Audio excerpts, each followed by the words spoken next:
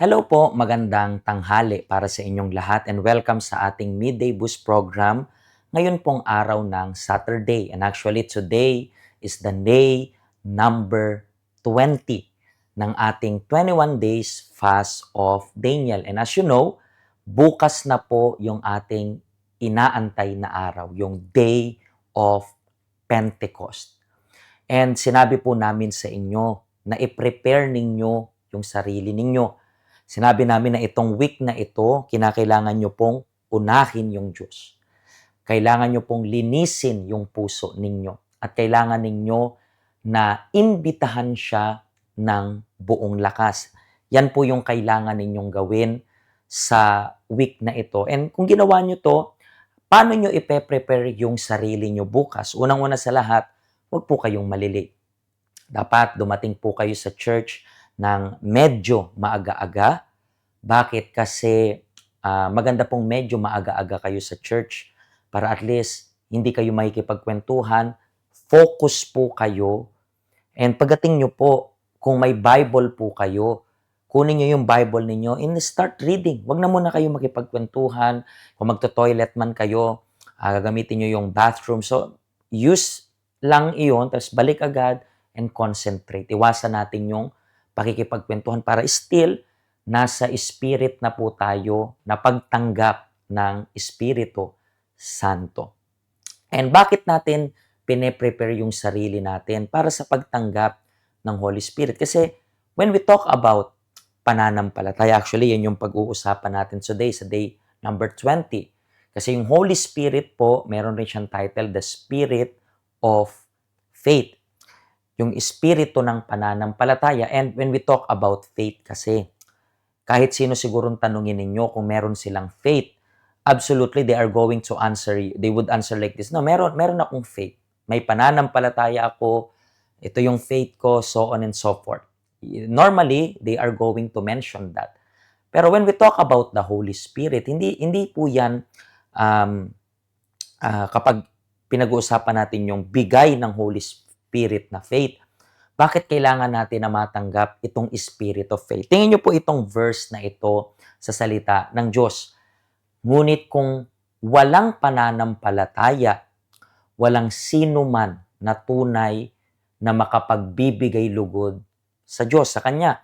Sapagkat ang lumalapit sa Diyos ay dapat sumampalatayang may Diyos at dapat siyang sumampalatayang siya ang nagbibigay gantimpala sa mga masikap na humahanap sa Kanya. So, yung faith na to, bigay lang yan ng Holy Spirit. Kasi may mga tao pong they mention na meron silang faith, pero sa tagal ng reward na dumating, dun sila sumusuko. At yan po yung reason kaya kailangan natin na matanggap yung Holy Spirit. Bakit? Kasi yung Holy Spirit, siya yung magbibigay sa atin ng kakayahan para mag-remain tayo until the end. Kasi hindi naman po nakasulat sa salita ng Diyos na ang malakas ang maliligtas. Nakasulat sa salita ng Diyos na ang mananatili hanggang wakas, sila yung maliligtas. That's the reason why kailangan po natin ng Espiritu Santo. Kasi the moment we receive the Holy Spirit, magkakaroon tayo nitong faith to remain until the end. So, bukas po, gamitin mo itong klase ng pananampalataya na ito para po matanggap yung Espiritu Santo. Huwag nyo pong pakainin yung doubt. Siguro po, iniisip niyo hindi ko nagawa yung 21 days. No, it doesn't matter. Kung ready ka, and then, nandun ka, decided ka na mag-repent ngayon, and then bukas, meron kang faith na matanggap yung Holy Spirit, pwede nyo pong matanggap yung Holy Spirit. And then, dun pa lang, magkakaroon ng before and after yung buhay ninyo. Katulad po ng story na ipapakita ko sa iyo. Nagkaroon siya ng before and then nagkaroon ng after. Bakit nagkaroon ng before and after? Kasi nga natanggap niya yung Holy Spirit. Panoorin po natin itong testimony and prepare nyo na po yung tubig ninyo.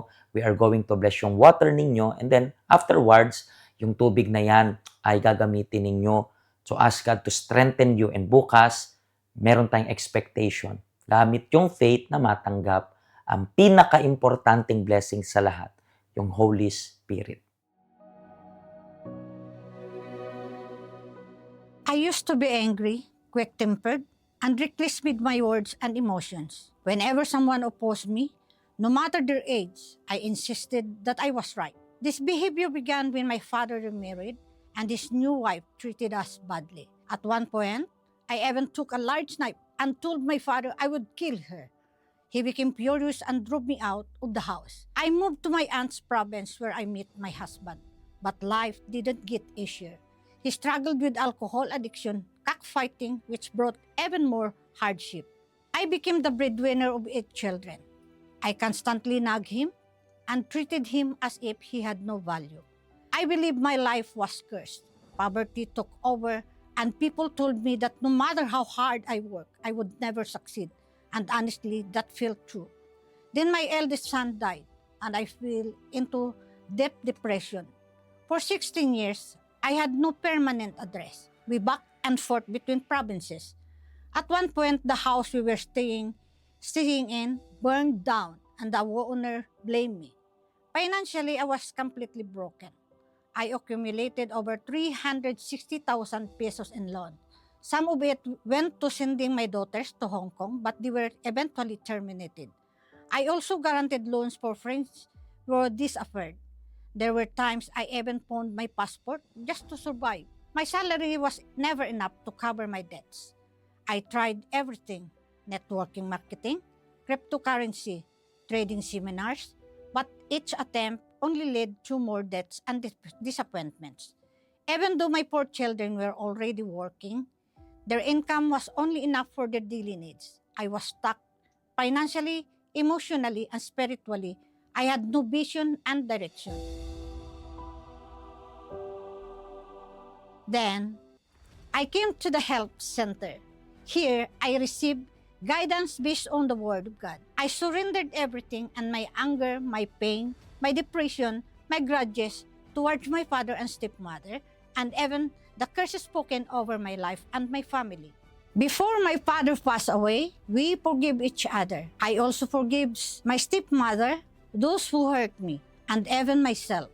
I decided to put God first in my life. Then, I invited the Holy Spirit to come upon me, believing He would guide me to make wise decisions. And something changed. My heart became peaceful. For the first time, I knew I was not alone. I gained self-control.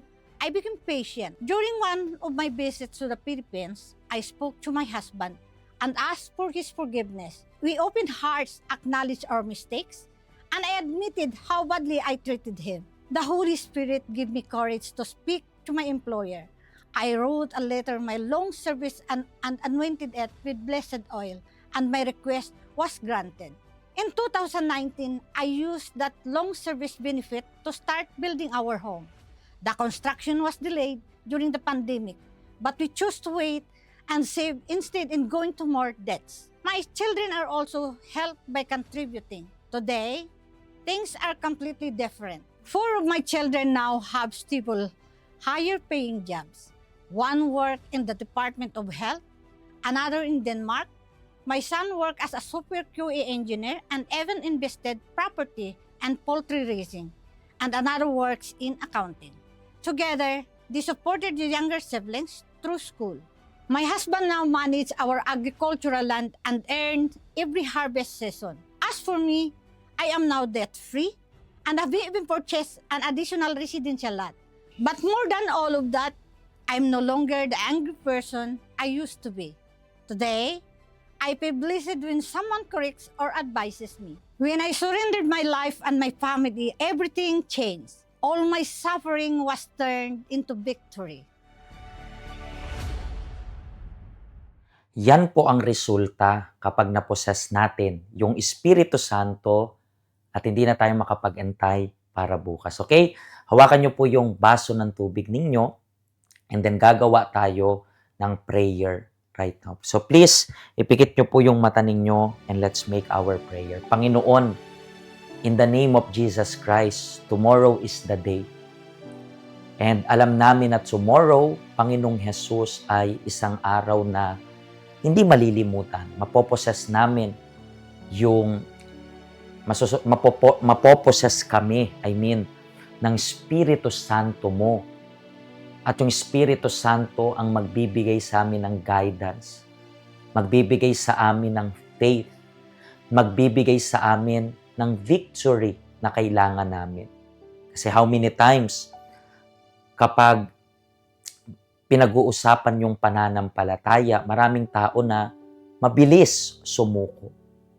Pero kapag sa oras na matanggap namin yung Espiritu Santo, mawawala itong espiritu ng iniisip kung ano yung shortcut.